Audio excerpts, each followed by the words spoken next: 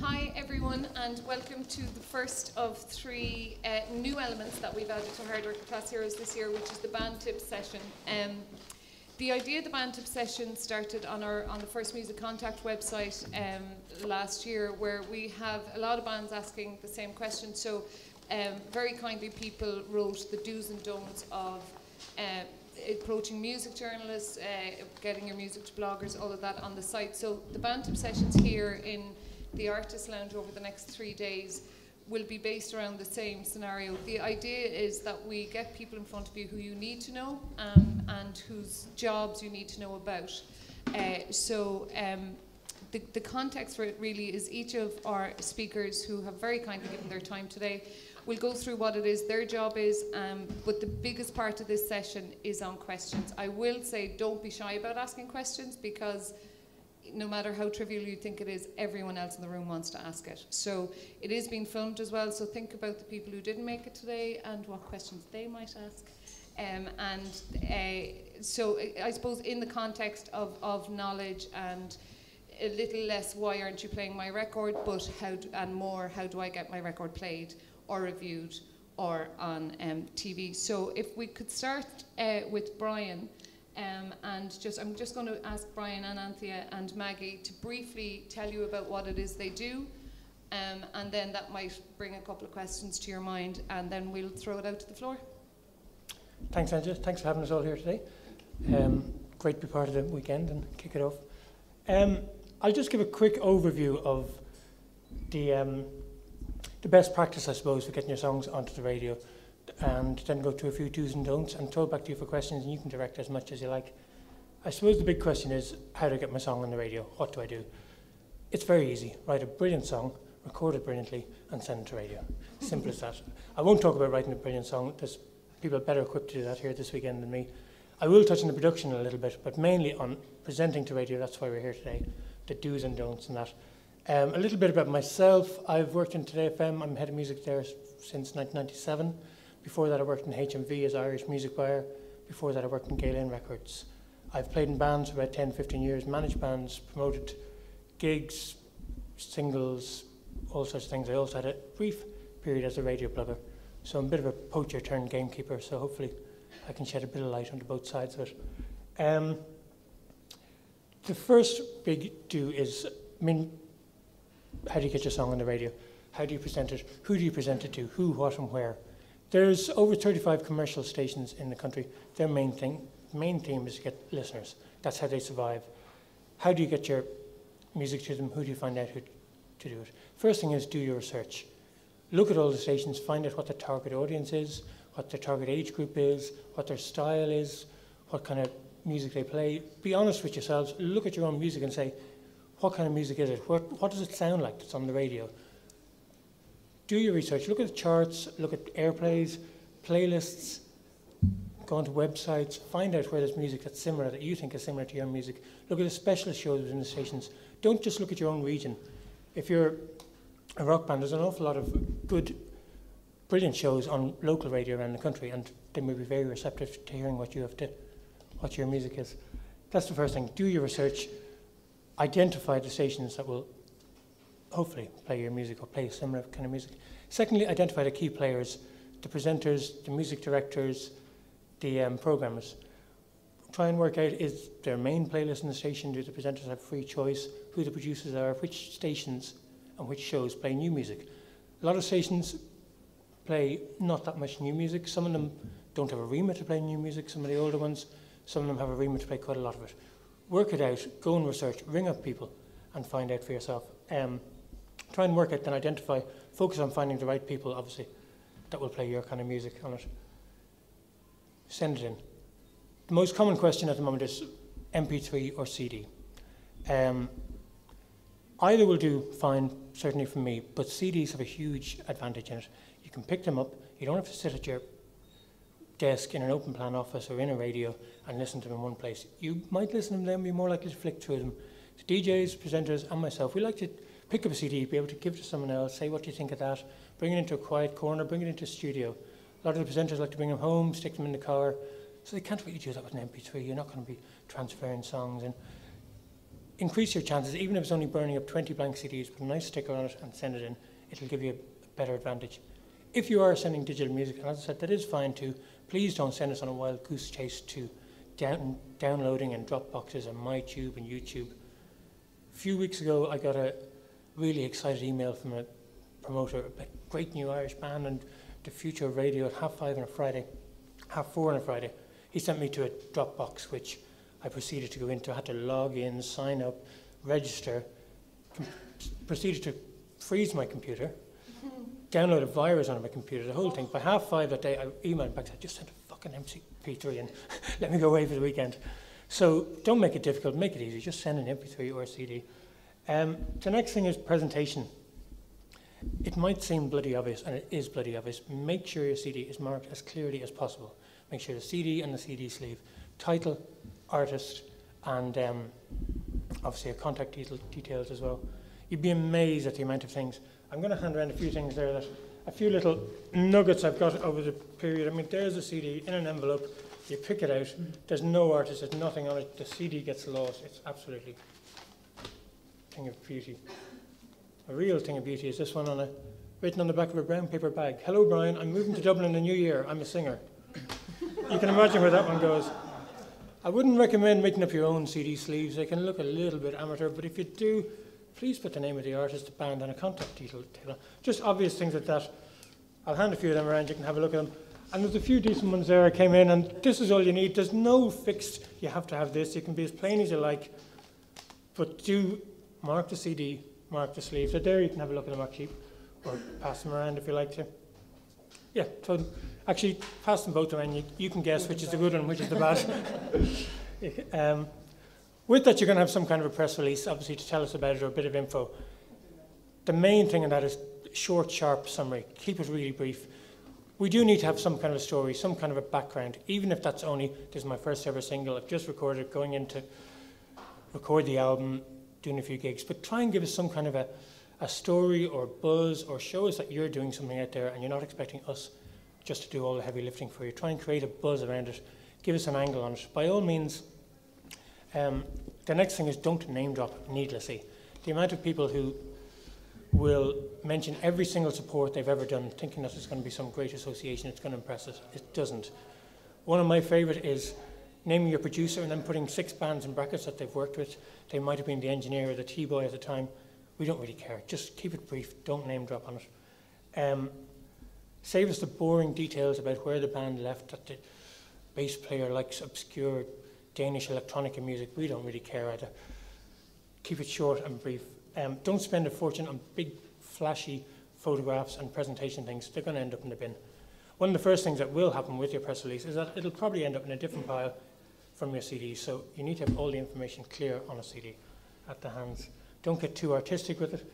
Another thing, when I worked in HMV, we used to have a rule for the wall. If you were going to rack a CD up on the wall, you had to be able to read it from 10 feet.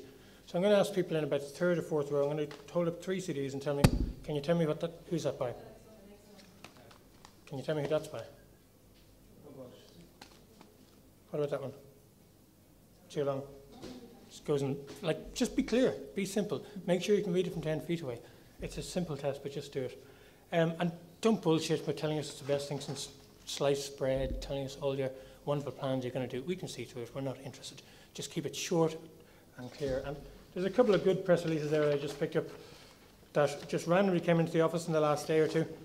There's also a few little, here's an email I got, which I won't name the person. Hi, I recorded this song in Boston on my J1 this summer. I hope he's not in the room, but if he is, tough. We're a new band on the block, pro musicians of Berkeley School of Music like my stuff, so they worked on it with me. Check out blah, blah, blah on FB, which I presume is Facebook. We're recording an album this week. This is merely a taste. Email me before you play it. Yeah, right. There's another great one that goes into the...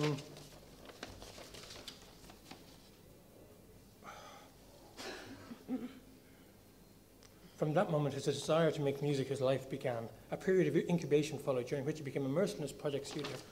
I'm bored already. There's a couple of good ones there if you just want to see. I mean, there's one there. The Coronas, name of the band, single, first single, further details on there. This is the band that had a #1 album this year that sold loads of gigs. they're not clogging it up with loads of info. It's just there, it's simple. Have a look at those. If they're any use to you, you know, just keep it really simple and plain and easy to read. Do by all means follow up, send an email, ring if you can. Don't expect to get an answer all the time or a reply. We would get 30 to 60 tracks a week. We're busy. A lot of the people in a lot of stations do other jobs as well, and they might be on air. They're not going to have time to engage and have a conversation with everybody. Be polite about it. By all means, follow up and just give us a reminder, did you get it? Don't, and this is a personal tip from Tony Fenton as he was leaving the building today, please tell them not to tell all the people on their Facebook page to email us requesting the song at the exact same time, because it's just so obvious and annoys us. It clogs up the email system and it's just, you can see through it a mile away. Picking a song for radio is very hard to generalize. Keep it in a word. I mean, if you go upbeat, if you go up tempo, but the main things are melodic and catchy. Keep it really good melody, make it catchy, make it memorable. The amount of boring songs we get in that are really well recorded, people have spent a fortune on them, but you just can't remember them when you put them down. I think you have a slightly better chance probably with upbeat songs, but there are a whole lot of, as you know, ballads, big melancholic slow songs. Adele, Christina Perri, James Vincent McMorrow, Declan O'Rourke, they do work as well, but they have to be individual, they have to say something about yourself as well. So be very careful about picking your song. Try and pick it that tells something about you or gives a new angle to something. One of the criminally underrated elements of CDs and music is the production. If you're expecting to get on the radio and to be played alongside the Kings of Leon or Maroon 5 or Beyonce, it's got to be up there to really high standards. It's got to be clean, bright and clear. Don't mess around with long intros, 30 seconds of flapping about in keyboards with little twiddly bits. It's either going to get edited or it's not going to get in the radio. So keep it clean and bright and put as much effort and time into that as you can. When you're recording, listen to other songs on the radio that you think are similar, that are up at that standard, you know. Some of the great Irish singles of this year is a really good production. Brezzy, Ryan Sheridan, Can You Tree, people like that. Have a listen to them and just see, are you in that zone? What are they doing a bit to the sound that makes it just jump out of the radio when you hear it? And lastly, but certainly not leastly, learn to take no from an answer, because not everyone is going to fall in love with your music as much as you are on first listen. This world is very small, it's really tiny in the Irish music industry. The people you're dealing with now, you'll very likely deal again with your next single, with your next band, further along the line. Be nice, be polite. If you get a no, take a deep breath, take it on, try and get some feedback, and good luck with it. Brilliant. That's Thanks, right. Brian. That's amazing. I've never heard so much honesty in 10 minutes in my life. That's brilliant. If you don't mind, we're going to wait for the questions until we've introduced everyone. So if you want to just remember your questions for Brian and Anthea. Thank you. Hi, my name's Anthea McTiernan, and I'm in the lucky position of editing the ticket. I'm really interested what you just said about being cognizant of how your music sounds for being on radio. I would tend to come from the other school of thought, which is fuck it. Just do what you love, do what you're good at, and don't worry about all that stuff, because actually the chances of you actually getting on radio or getting in the ticket are really small. And if you can, and the only thing you can do at the end of the day is walk away and say, I love the sound of that. That's a beautiful song. I'm happy. I'm proud. I'm so glad I did it, because when you get to my age, those are the kind of things that really do matter. Some things really do matter. Gemma Hayes came into us the other week to do, we do an album club once a week where we listen to we get various people, I don't know if you've read it, I hope you have, listen to a whole album and really listen to it in a way people don't listen to albums like that all the time anymore and talk about it. And Gemma said that she'd been sitting backstage with Louis Walsh on a talk show, and he said, Gemma, do you mind if I give you some advice? He said, stop writing your own songs. You're a beautiful girl, stop writing your own songs. And he said, do you mind if I ask who you're going out with, and is he famous? And she went, well, no, I mean, you know, and he said, well, a celebrity boyfriend would help. So I don't really think, I think there's something about artistic integrity. You know, most of us are never going to make any money from what we love, and we love stuff, and if we get into some sort of integrity and personal satisfaction from it, fuck it, that's all we're ever going to get. But, you know, life is short and whatever. I've come to talk to you, saying that, about the old lady of De Leer Street. We're we're not the NME, and we rest inside the Irish Times business and finance section on a Friday. So, and we're about as rock and roll as the Irish Times ever gets or ever will get. But having said that, we maintain this dogged presence in the middle of it, and we have our own little regime, and we do our own thing. I think Jim, where's Jim? I can't see him. Jim Carroll, who's one of our stalwarts, I'm going to use him as an example, if you don't mind. I think hopefully you enjoy it, and hopefully at some stage some of you will be in it, and there are ways of approaching us maybe, because it's very difficult to get into the ticket, and it's not because we're precious about anything, it's just we really just are stuffed for space. If we could double our size, it would be fantastic, but we're all under pressure in this kind of financial climate at the minute, and you know what's happening to newspapers. And in some ways, maybe the digital future will be better for people like you, where we're looking for sound clips and we're looking for things, and there might be room for more exposure. At the minute, in print, in this print product, there's not an awful lot going on.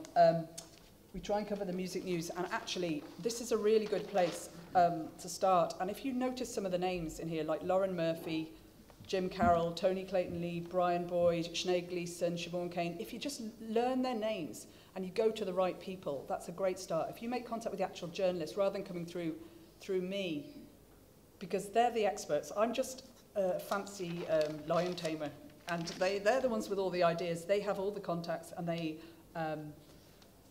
bring it to me, and we discuss it, and we discuss who gets what on the merits of space. And I listen to, without Jim, I would flounder. Jim brings new sounds all the time to the newspaper. That he does this blog on the record. I don't know if you know it. I mean, it's well worth getting involved with that, and there's interaction. And you can talk to him, and you can contact him actually via his blog. He's going to thank me for that. If you want to say anything to him, or if you want to give him any contacts or any ideas. And I asked Jim, when we were having a cup of tea last week, how he went about. Because this is where you get, this is the cover for tomorrow. Bjork's only Irish interview. I'm not convinced there isn't a Bjork in this room, but at the minute, we don't know who it is. And she's eating up all the space. Unfortunately, new Irish music, although it will feature in some of the features this week, is there in Jim's column. And I asked Jim how he decides on new music. And on tomorrow, you'll see three, I don't know if Rainy Boy Sleep, Data Drip, or Bobo Funk are here in the room, but they're three Irish bands. None of the new music is from overseas this week. It can be, but Jim does it on merit. And I asked him, and he said, there's a lot to be said of if he hears about things. He has this golden rule of three. If he hears 3 times from 3 separate people, this band's great. I think he had Azalea Banks in. He used Azalea Banks as the, and he'd heard several people had said to him separately, they're great, and people he trusted, and so he checked her out on the basis of that, and she appeared last week. Now, it's a very small thing, but it's actually quite effective in terms of driving people to your music, to your website, to SoundCloud, whatever, to listen to you, and that's what you want. Produce music for people to hear. So, and also this section as well, now playing, it's more loose in that you can, he could be listening to Barry Manilow one week. He can have he won't be, but he could be. And but you could feature down here too, because if he's listening to it, Jim will put it out there, and it could be something you've done a year ago. So that's not time dependent. This is more about new music. Again, we have a really strong commitment to Irish music. So Lisa gets the front cover there, and we have a really nice interview with Jape as well in the same magazine. A lot of the music news, again, this is what I'm saying to you, find out who the journalists are. Lauren Murphy is great she writes features as well, but she's great for contacting if you have little, like the hard working class hero stuff goes in here, or if you've got something happening or something interesting. Flaming Lips are in, I just know, just a small thing, Flaming Lips get this much, you won't get massive. They've got a 24-hour song out, you know what I mean? And so she's done a little news piece on it, but that sort of thing, interesting, newsy, things that haven't been done before that are eclectic and exciting, a little bit out there. Feel free to contact Lauren, and her email's on it, and email her your stuff, Again, as I said, all that's Irish music, really. Some weeks it's not. I mean, we can't stand over that. It just happens to be. And also, don't forget, you're up against, in terms of content of the ticket, you're up against film as well. So we have a Donald Clark and Tara Brady writing about film. So it's half and half. So we're already, there you go, there's Jake. He gets a page, and there's Kevin Smith. It's difficult. You know, someone with such a big album launch as Jake, he only got that page. He didn't get his double-page spread, and I thought he would, but the pressures of space and what was opening that week became too much. The other thing to say is we have this Gig of the Week slot. You know, you can sometimes, if you're lucky, we'll choose you, and someone will come down and listen to you, and we'll have a picture. It's a picture-led thing. It's Ghost Poet there, but we have done smaller things. I think, actually, we might do the Hard Working Class Heroes gig on Saturday. Well, I know we will. So whoever's on the bill then, we'll pick someone to feature next week. And then again, Album Club. If you ever want to, Dara Downs was that. So if you ever want to email in and offer yourselves as musicians to listen to an album, sometimes we're looking for people. Popical Island Collective did it for us, and actually that was quite good exposure because we were able to get them to do Album Club on the week of the release of their last collection. So it kind of works out. So we're just trying to be creative about how we get everyone in, but it is difficult, and you are up against it. And again, don't forget CD review pages. And again, we're under pressure. You know, Beyonce's out. Everyone's. Yeah, it is really difficult. I don't know if sending CDs into the office is the best way of doing it. Aphrodite Lion, they're not in the room, are they? Fair play to them. They're the first band to contact us on our Twitter account, the Twicket. So I'm going to listen to that on the basis that they're the only band who's bothered to ever direct message us and then send in a CD. So fair play. That gets listened to this weekend. So we do listen to some things. It's really impossible. I can't listen to everything. Jim can't listen to everything. It is really difficult in the time frame we have. So generally, it's best to go after journalists who you feel, from the content they provide to us, would be sympathetic to your style. And you kind of know that from the type of albums they review. You'll know that. You know, you can tell which way Jim swings most, you know, from his album reviews, or Tony, or Lauren. You know, you can kind of, you know, Lauren's, Indie Queen, or Sinead Gleason likes a bit of Joanna Newsom. You kind of know if you sound like one of them, maybe go after them, send them your CD, contact them. And again, listings. These are edited listings, and they're done by our... the amount of people who ring me up and say, can I get my gig listed? Well, you can, but you have to go through the hoops. And for Rock and Pop, which you all are, it's Tony Clayton Lee. So your address is, and it says clearly here how you file listings for anything you're doing, to tclaytonlee@irishtimes.com 2 weeks before. And the amount of people who don't know that. Now, Tony does edit them. We can't fill 24 pages of listings, but if you're not in, you can't win. So, you know, if you have a big thing coming up, something you think is worth it, email him. Because if you don't email him, he won't know. And the future. Has anyone seen? I don't know if anyone's seen that page 1 inside the New York Times horror documentary for the likes of us. I mean, we don't know. We're in a state of flux. We don't know what's going to happen to the print industry. I think it will exist in some form, but everyone's under attack. If you look at NME, their circulation has just plummeted.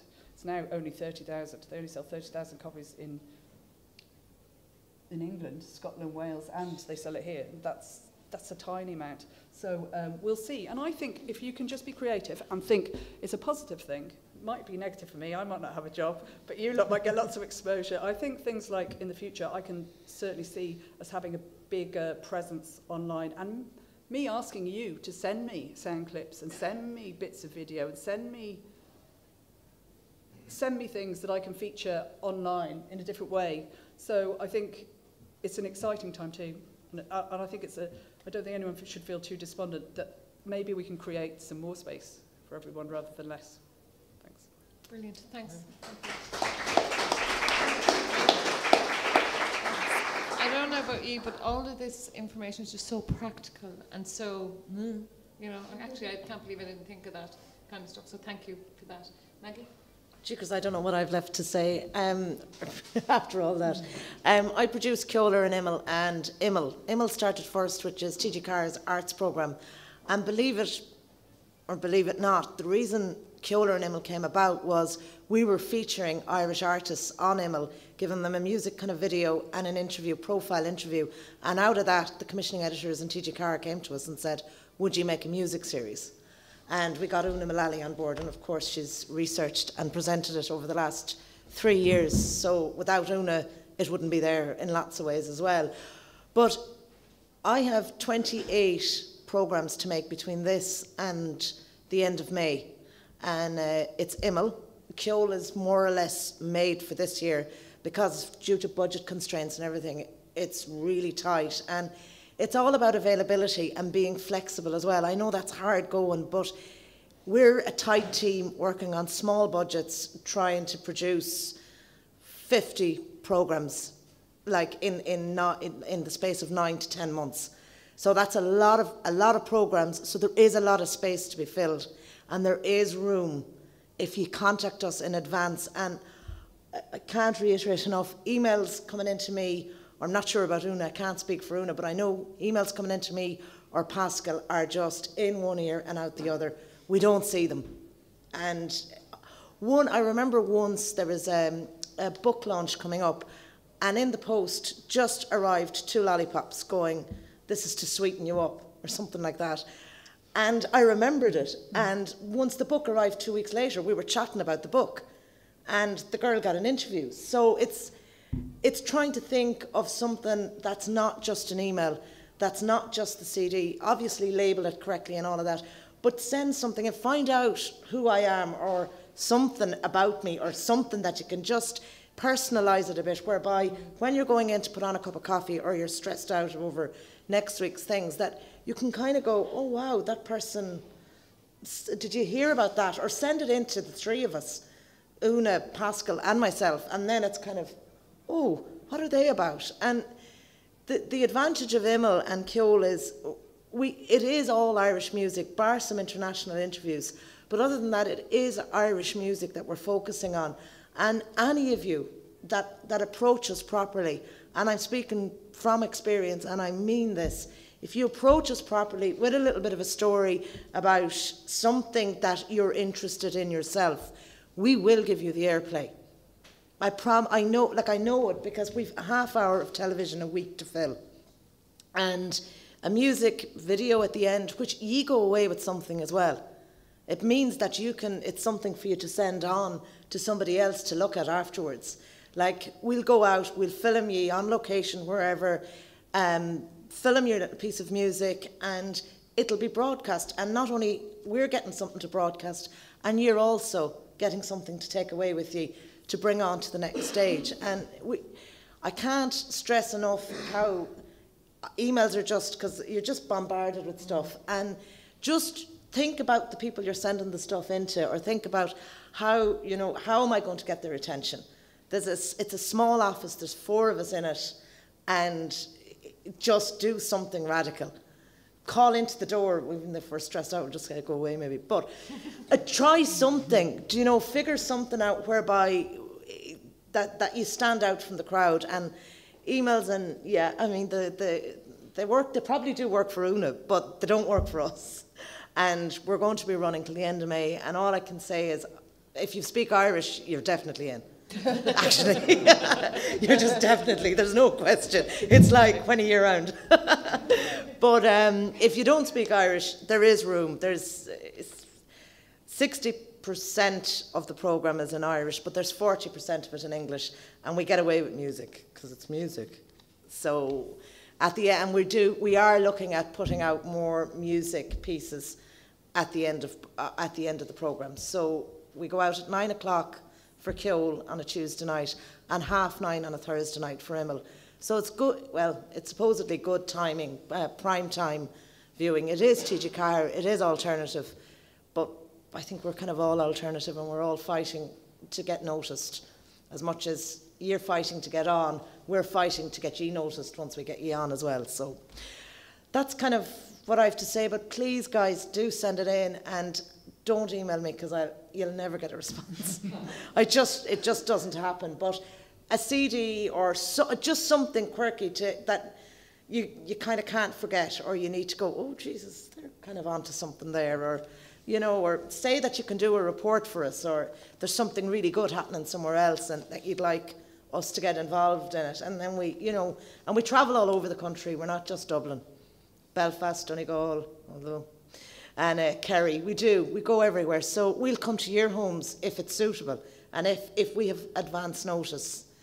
Like, we want you, so just knock the door down and tell us why you should be on Immel or Kjol. And send lollipops. And send lollipops.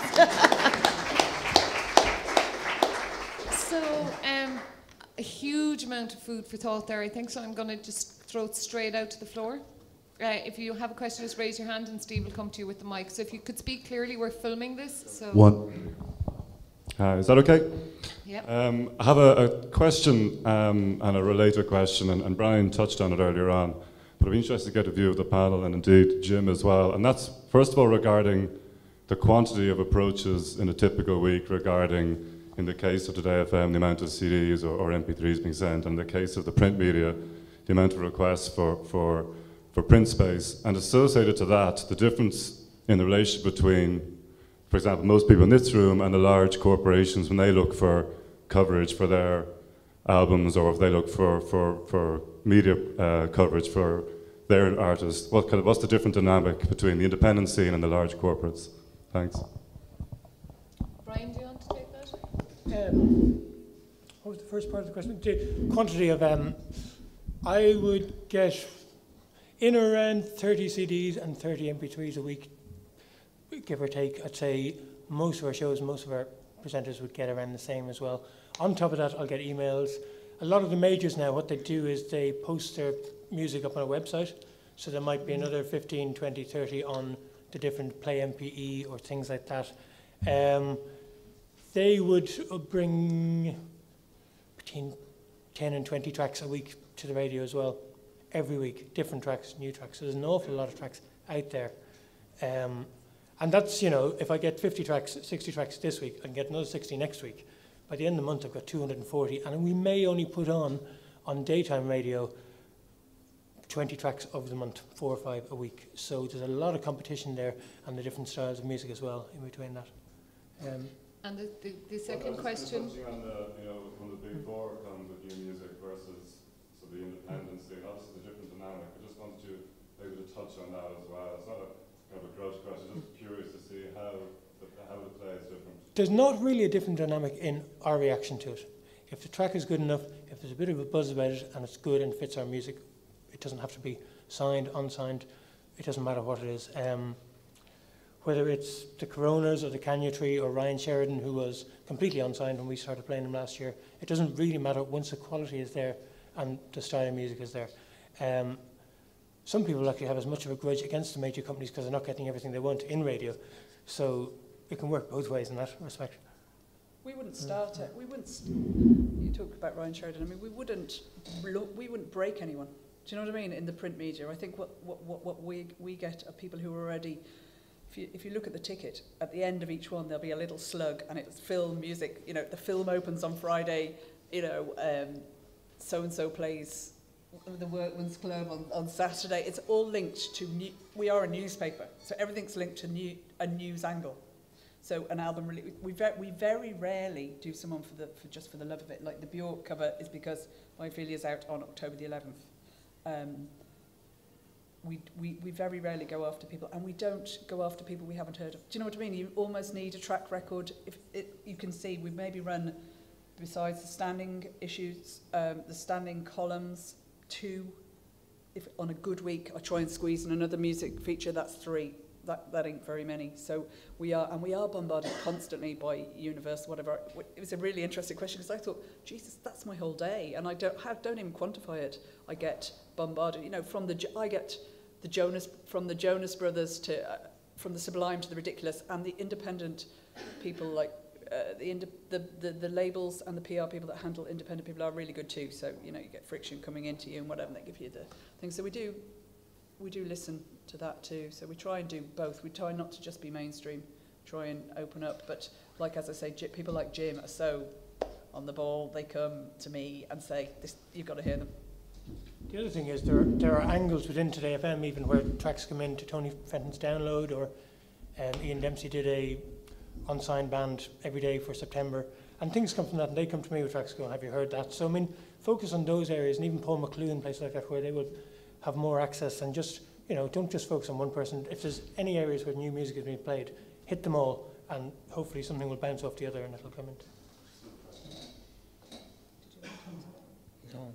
Hi there. I'm sorry now, Brian, you're getting all the questions, but it's kind of about radio again. There's quite a lot of, I mean, we're starting from the bottom with a new act, but even talking to acts that, you know, we might be doing supports for, they feel they put their songs into radio, and they get played, but the play times are so, you know, out there, you know, nighttime, and, you know, it makes it very hard to kind of, there's some sort of, it feels like there's some sort of thing to get over, to turn from the kind of peripheral nighttime artist to the daytime artist. These would be bands that we would all know and might go and see, Irish bands. Have you any comments about that?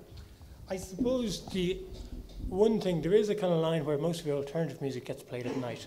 There is good reason for that, because all radios are commercial, or all the commercial stations depend on their listeners, and a lot of the stuff, the alternative stuff, doesn't quite fit in what people do in the daytime. People are not sitting down in the middle of the day going, what song is going to play on the radio next? They're doing stuff. They're making a breakfast, or they're putting the kids in the car, or they're in the office, or they're in the factory. So you do need to have a certain amount of catchability and a certain amount of scope of sound of that.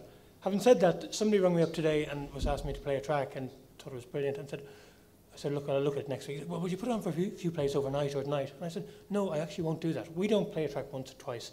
If I'm going to play it, I'll play it all day, and I'll play it for 6 weeks. So there is a level of that, you know, that of commitment from our end as well. Now, having said that, we have Paul McLuhan, we have alternative music at night. We have 3 hours of that as well. Yeah. There's a lot of, and as I said, stuff does leak from that start off there and then come into the daytime if it sounds right and if there's a good reaction to it from there.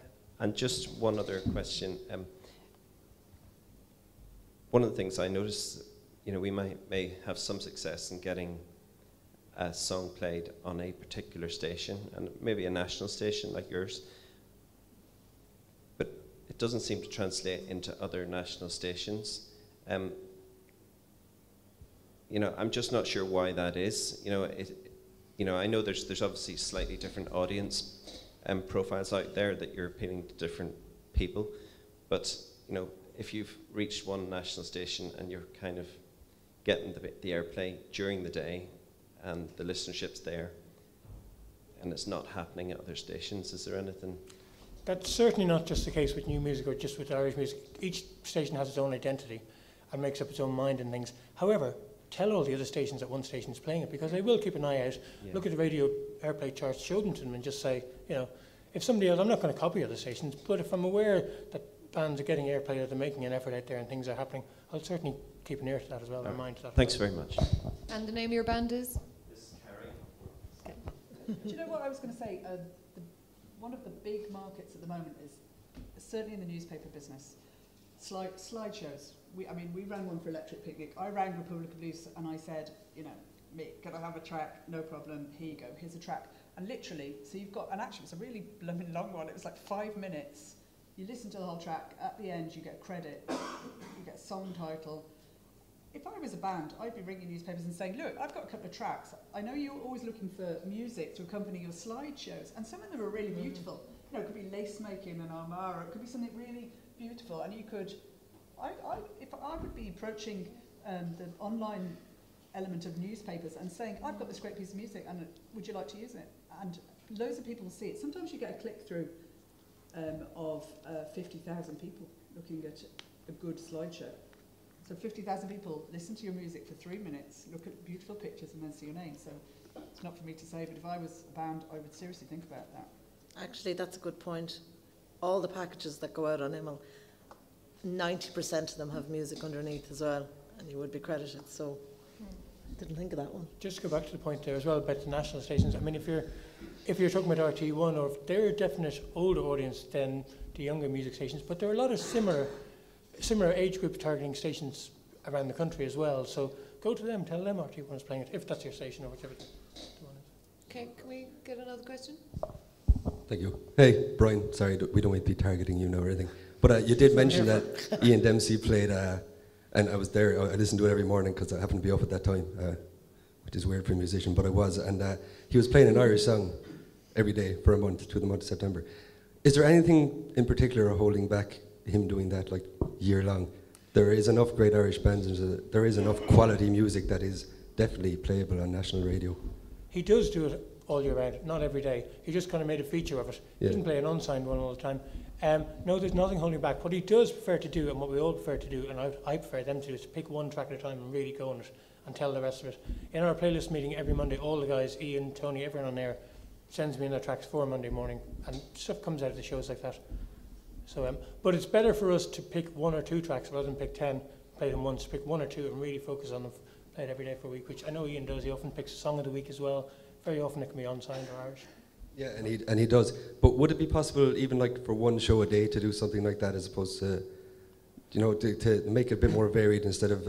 It's a great feature, and it really worked, and it was great. It opened up. There's, if I could come in on that, Brian, there's a new organisation called HWCH, the Irish Association of Songwriters, Composers and Authors, and you should all check it out and join as songwriters. And they're starting a process, and they have piloted it with Galway Bay FM called Play Irish. And the feedback they're getting from that, so what they do is they put forward 3 Irish artists and they play them during the day, and if that station gets the listeners, they will look at it again and again and again. And I suppose it's coming back to Brian's point about radio is an existence for listeners. Listeners sell slots, that's what commercial radio is about. So if you get a chance, do join HWCH and participate in that, because as musicians you should be the audience, and as musicians who clearly want more Irish music on Irish radio, you know, HWCH can't do that. So we're doing it with Breaking Tunes, are doing it with them, but they can't do it on their own. So if you're not encouraging people to come out to your gigs, if you can get a chance to be on Play Irish, encourage people to tune in, so the listenership for that particular show goes up, and you can demonstrate the commerciality of that idea. So HWCH.ie and Play Irish is the project. Are there any other questions? I know there's more questions.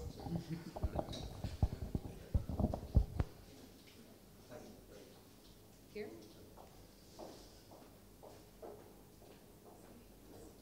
Sorry, this is for Brian again. Sorry, Radiohead. So, aiming straightforward. Just to ask, I mean, you were obviously saying before for Irish bands sending in music, they do have other channels, like you were saying, the unsigned things for Ian Dempsey, and obviously Paul McClune being a more alternative side, there's a lot more opportunity. Do you find when you're making playlists, like the playlist that goes across all the programs on the station, do you find it's hard to find a balance between, because obviously there's a lot of pressure to put big international acts on, because that is what listeners want to hear a lot. Do you find it's hard to find a balance between that and playing Irish acts? And do you agree that there's a bit of an imbalance in that? I don't know, if you listen to British radio, obviously it's a bigger industry, but there is a lot of British artists who get featured, like the majority of the day will be English artists getting played. Do you think there should be a more focus, or more like trying to find a better balance between the Irish and international on the whole playlist across a station? There is a big imbalance, but the imbalance is more about, or getting the balance right, is more about the amount of new music you play versus the amount of established music you play, whether that be an established act or established sound. But whether it's new tracks, is to get the balance between how many. There's only so many new tracks you can get away in daytime any one week. It's also the balance of how many rocky songs, how many poppy songs, how many boy band things. You know, you want to keep a good balance in that, and that really shapes our playlist every week. How much new things, how much of this kind of style, singer-songwriter, how many rock things can go in there. And really, it doesn't matter. Maybe the focus, maybe we hear more about some of the bigger ones, but I actually think the English radio is actually too far English, because a lot of English artists almost seem to get played just because they're British at a quality, and there's less Irish or even American acts, where you get a broader range of it here in Ireland, I think. Are there any other questions? Yep. And Anthony, I think you touched on this earlier. just regarding the use of PR companies versus either independent labels or bands approaching either the radio stations or media, again, it kind of come back to the dynamic again. What is the difference in professional PR company approaching you about a band and releasing a new single versus a lower to independent label or band? That would have, like a new band that's maybe engaged a PR company to get either print space or airplay. Is there a difference there? I mean, I'd only, mostly, only bands that could afford PR companies. So mostly I'm talking about big machines. Do you know what I mean? So in some ways, my reaction to them is, if I don't like it, it's easy to put it in the bin because I have no emotional attachment. Whereas if it's more independent and homegrown, it's much more. I mean, we give it more of a chance. If it's Joe Jonas, goes in the bin. The main difference. Remember, this has been recorded, right? I'd agree with that as well, actually. I mean, because when you're starting out, we were all young, we all had ambitions and stuff. And when an individual writes a letter or makes some kind of a statement, you're actually then rejecting the person. Whereas we're a PR company, while they're good and they'll organise everything and you know that the band are going to turn up when they say they will and all that kind of stuff, it's also easier to say no, or it's easy to go, actually, we're too busy. Whereas, because we all have brothers and sisters, we all have families, and it's like, oh, actually, oh, come on in, so, or, yeah, we'll put you down. So it's emotional blackmail, probably, but it works. It's very funny because we do these sessions around the country, and to hear what different people say. We had Jenny Houston at one, and someone came up with the idea of sending a bar of chocolate, and she looked at the audience appalled, going, I don't know what you put in the chocolate. Why are you sending me chocolate? Do not send me food goods like chocolate. In the envelope. Clearly these three love chocolate and lollipops. The idea of the PR thing, though, and I find very interesting from being on these panels and working on them out of Ireland as well, is I think a lot of people find that they have a PR company who they repeatedly like their music. And I think what bands tend to forget, although you can approach people individually, and it's a thing that comes up all the time, when do you need a manager, when do you need a PR company is the next thing. And I suppose it's about your plan and the larger plan. So if you are creating emotional contacts, maybe contact those people yourself. But I think the whole idea people seem to miss about PR companies is the bigger picture of it and the long-term plan and the mechanics of rolling out an album release or rolling out a tour. So I think there's a lot to be said on both sides of that. From our point of view, I think as well, sometimes, I hope there's no PR companies in the room, but... There are, that's why okay. I said that. Okay. No, but sometimes, like... There are two. And I know bands are young and starting out, and they probably do need to be protected a little bit as well, but sometimes you might say, look, I want an hour or an hour and a half, and because you've one camera and you're trying to do reverse questions or you're trying to get everything in, and sometimes it's like, oh, Jesus, look.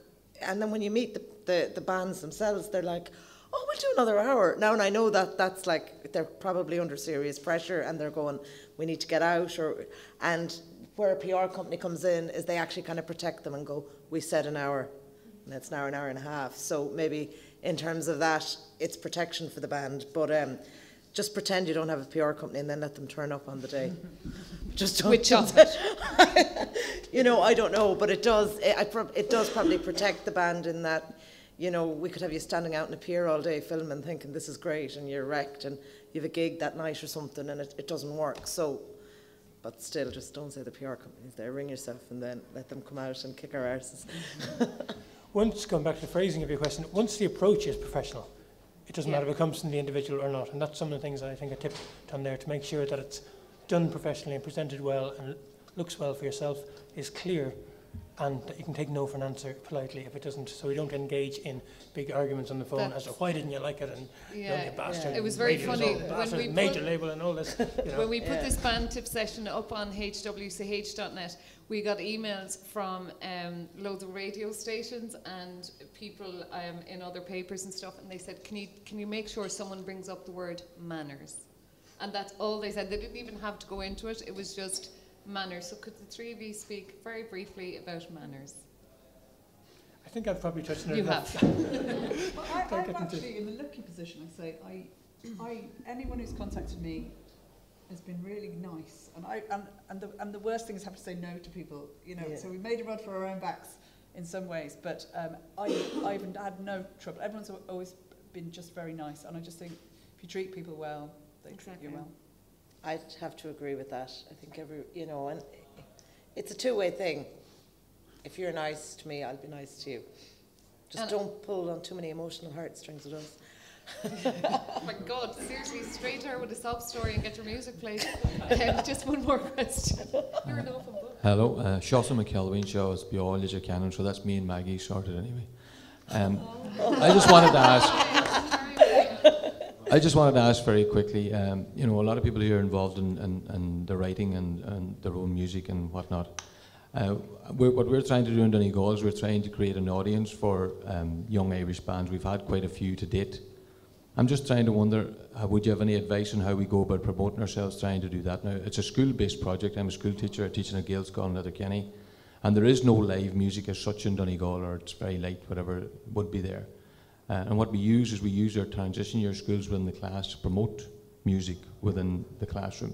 We put on concerts and we bring all the schools round about and we get them involved. And it works really well, but we're probably struggling to get a bit of recognition and trying to get the idea out to other schools in Ireland as well, So I'm just wondering what the advice would be for trying to do something like that. Okay.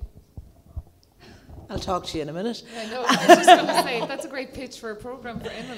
Yeah, exactly. Yeah, I mean, we've run on Mockewy from Radio na Gaeltachta, who's our new reporter on Emil, and it's on the books to make a trip to Donegal, so I'd love that, and particularly when it's young people getting involved as well, and to see what they have to add or their opinions. It should be definitely an Emil package. So, yeah, talk to Sinead Ruther's talk. I'm telling you, that's it. It's a dead end.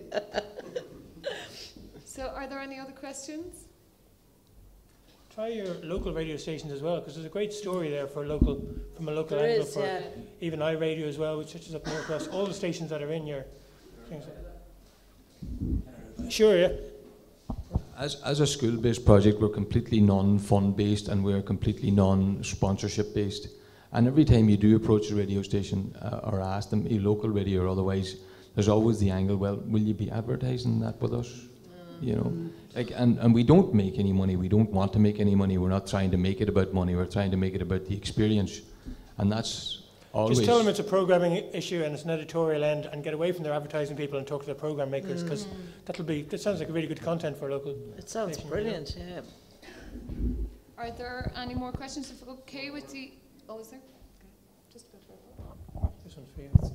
I suppose it's just a point rather than a question. A lot of the questions come to the floor predicated on the fact of sending stuff to journalists. You got to remember, a lot of journalists and radio stations as well, and like someone like Tony Fenton, I'm going to kind of point to in this regard, find the music themselves. They don't wait for people to send it in. So basically, it's in the band's own interest to make sure that their SoundClouds, their Facebooks, their Twitter feeds, their MySpace, whatever it is, are up to date, and their own websites are up to date as well. Because it's like there are a lot of journalists and broadcasters who actually go out and find their own music. So that's one thing. Another thing is, just as Shultz was saying about the story up in Donegal. I mean, you've also got to create a story about yourself, and also you've got to set, I suppose, your own ambitions as to what you want. When you're starting off, you may well think that, okay, I want to be played in Ian Dempsey's Breakfast Show. You haven't got a chance, because unless you sound like Beyonce and look like Rihanna, it's not going to happen. It's like, and it takes, if you're playing your garage down in Ballyfermot, I mean, that's some discovery, You've got to be realistic about it, and you'll find as well that, as Ante has been kind of saying, and everyone's been saying in the panel as well, Maggie and Brian as well, is that if you're nice to people, they'll be nice back. There's no point, a lot of questions that have been thrown up here are questions I've been hearing for 15 years. It's like, get over it, move on. Forget those battles and do other ones, There's definitely a point in that. One of the bands we played most last year was Two Door Cinema Club. I first got their track by finding it online and went to their own website because I'd heard a few buzzes about them. Got the track, downloaded it, probably a month or 6 weeks before I even heard about it from any official source. Last January, Ian picked up on a track which was Jamie Lawson, which ended up being a huge big hit. But he found the video, somebody on the show found the video online, they played it a couple of times, they got a bit of buzz of it, played it on air once or twice, no reaction. Third time they played it, got a huge reaction. They were actually playing the YouTube version of it. And we rang the guy that weekend and said, can you come in and record it for us, because this is taken off already. So And even recently, Lana Del Rey was flying around Facebook. There's all sorts of things and angles there in music, in video stuff as well that you can utilise. And Jim, don't you find a lot of your new Irish music on Breaking Tunes? plug. And Jamie Lawson played Hard Working Class Really Heroes sorry, in Angela. 2005. Breaking Tunes actually, and I'm not saying this because I'm surrounded by hard working class heroes, people including this 6'2" guy here, but it's like the Breaking Tunes. If you're an Irish band and you haven't got a Breaking Tunes profile, just quietly move out of the room afterwards and go home and set one up. It is indispensable. It's truly indispensable. The amount of times I'll feature a band in new music on the record, and over the weekend or the following week I'll get an email going, listen, thanks very much for featuring us. Can I ask where you found out about us? And 99 times out of 100 is Breaking Tunes. So like, I mean, it goes back to the earlier point that even when you're asleep, what you've got out there is working for you. You don't have to be bombarding journalists and DJs and Brian Adams with CDs and with links and with Dropbox links. Once your stuff's out there, people will find out about it. Anthony mentioned earlier on the kind of the power of three. It's like if 3 different people mention a band to me, I'm going to go and check them out. You know, because it's 3 different people I trust, 3 different filters I trust. Mention a band, I'll go and check them out. It's like we will find out about them. You know, there are no Beyonce's doing Rihanna versions in garages in Ballyfermot. We've checked. How do you know? That's a fact. Okay, we have to wrap up. So if any of you have time, maybe could you hang around the room for a couple of minutes? If any of you have CDs to give them. Sure. Just a quick question. Can you actually, you know, every generation has their taste in music. Okay, and I think it was Paul Simon said that every generation pushes a hero up the pop charts. Can you actually abide listening to the music of that the teenagers love today? Because it hurts my head to listen to it. And are you playing it because there's a certain amount of it that you need to play, or are you playing it because you're able to move with the times? Because if you do, I'd be amazed if you're honest answer now. Ours is slightly easier than if I was working in a teen-focused station, because we're in kind of adult pop, and I do like most of the music. And yes, I do get tired of it after a while. Yeah. But normally, when people in my office start getting tired of it, and people on air, then it's starting to sink in out there. And if a DJ is complaining about a record, well, it's probably got another 2 months on it, because most people listen to the radio in 15-minute snatches along the day. They'll only catch a song, certain times. Whereas us in the radio business, I listen to it all day, every day. So we do get tired of it first, and you do keep a little bit of music for yourself at night to kind of keep it alive. I would just love to, and the amount of information that came out here today was absolutely brilliant and so straight from the horse's mouth, and so what I hoped these BandTips sessions would be about. The video of today's panel will be available at the end of next week on HWCH11. Huge thank you for your honesty and practical information and advice. Brian Adams, Anthony McTiernan and Maggie Brennock. Thanks a million. Thank you.